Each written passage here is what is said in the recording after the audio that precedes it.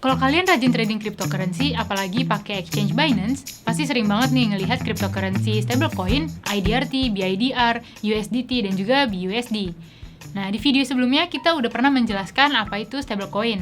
Nah, tapi apa sih bedanya stablecoin IDRT dengan BIDR, lalu USDT dan BUSD? Halo, nama gue Dila, dan pada video kali ini gue akan ngejelasin apa sih bedanya stablecoin BIDR dan IDRT, juga BUSD dan juga USDT. Tapi sebelum itu, jangan lupa untuk like video ini, share dan juga subscribe, serta pasang bel notifikasinya supaya kamu nggak ketinggalan video terbaru dari Go Investasi.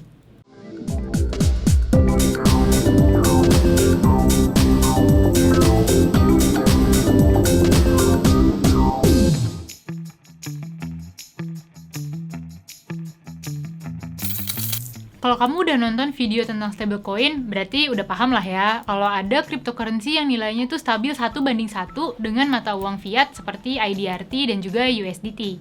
Nah, terus bedanya IDRT dan BIDR dan juga USDT dan BUSD itu apaan?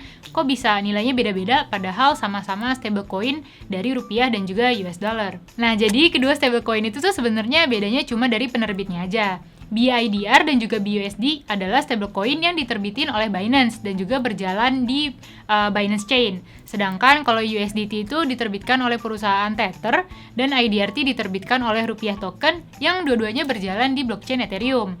Nah, jadi sebenarnya bedanya itu cuma di situ aja, tapi kegunaannya sama di mana kedua-duanya itu sama-sama berfungsi sebagai ganti mata uang fiat di dunia kripto. Nah, perbedaan lain yang juga terkadang menjadi hal yang signifikan adalah perbedaan nilainya. Nah, kita ambil contoh perbedaan antara USDT dan juga BUSD. Biasanya tuh ada momen di mana USDT dan BUSD itu memiliki perbedaan nilai. Nah, walau perbedaannya sebenarnya tipis, tapi itu biasanya cukup diperhatiin, apalagi kalau misalkan ada orang yang pengen beli dalam jumlah yang banyak. Itu kan cukup berasa ya perbedaannya. Nah, contoh perbedaannya tuh misalnya 1 BUSD itu sama dengan 14.404 BIDR, sedangkan 1 USDT sama dengan 14.415 BIDR. Nah, kalau dilihat dari situ kelihatan kan kalau misalnya USDT itu lebih mahal sedikit dari BUSD dari sisi nilai tukarnya. Perbedaan ini tuh nggak selalu pasti kayak gitu, soalnya bisa berubah-berubah. Nah, tapi umumnya yang diterbitin oleh Binance itu cenderung lebih murah. Nah, perbedaan ini tuh disebabkan oleh penggunaannya. Semakin penggunaannya banyak, berarti semakin banyak juga permintaannya atau demand-nya. Nah, kalau permintaannya naik, otomatis harganya juga bisa naik, soalnya semakin banyak yang mau beli token tersebut. Nah, tapi jumlahnya juga kan nggak selalu bisa memenuhi semua kebutuhan itu. Nah, jadinya ada ketidakseimbangan yang bikin harganya jadi lebih mahal. Nah, kita mau bahas ini tuh soalnya masih banyak yang suka nanyain, kalau trading tuh mendingan pakai pair yang mana? IDRT, BIDR, atau mending USDT atau BUSD, Min? Nah, sebenarnya buat lihat mana yang paling menguntungkan itu tuh harus dilihat dan juga tergantung sama nilai tukar rupiah dan juga dolar Amerika. Nah, soalnya logikanya, kalau misalnya dolar lagi naik, berarti kan rupiahnya melemah. Nah, sehingga dolar jadi lebih mahal. Nah, nilainya... Nah, secara logika, kalau misalnya dolar Amerika lagi naik, berarti kan rupiahnya jadi melemah. Nah, berarti dolarnya tuh jadi lebih mahal, karena relatif lebih menguntungkan daripada IDR atau... Nah, berarti dolarnya tuh jadi lebih mahal. Makanya, saat itu menggunakan USDT atau BUSD jadi lebih mahal daripada menggunakan stablecoin IDRT atau BIDR.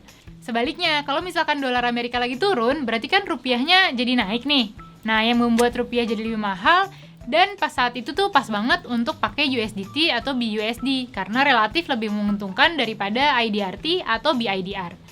Nah, jadi kalau misalkan nanya murahan mana, itu tuh selalu berubah ngikutin nilai tukar dari dua mata uang tersebut. Tapi biasanya kalau pakai USDT atau BUSD itu tuh jadi lebih banyak pilihan kriptonya. Soalnya mayoritas exchange global itu kan mereka biasanya nerima transaksi dengan dolar Amerika. Dan di exchange global itu pilihan kriptonya jauh lebih banyak. Sedangkan kalau misalkan kita pakai exchange di Indonesia nih, exchange lokal yang memang bisa menerima pakai kripto rupiah, itu tuh biasanya pilihan kriptonya masih relatif lebih sedikit. Makanya kalau misalkan mau banyak pilihan pairnya, itu pakai USDT atau BUSD. gitu. Selain itu, beberapa exchange global juga memberikan jasa-jasa platform passive income dalam bentuk dolar Amerika. Itu dia kenapa dolar Amerika, maksudnya USDT atau BUSD, itu lebih banyak manfaatnya dibandingin dari stablecoin IDRT atau BIDR untuk saat ini. Nah, jadi gitu ya guys penjelasan singkat tentang dua jenis stablecoin itu.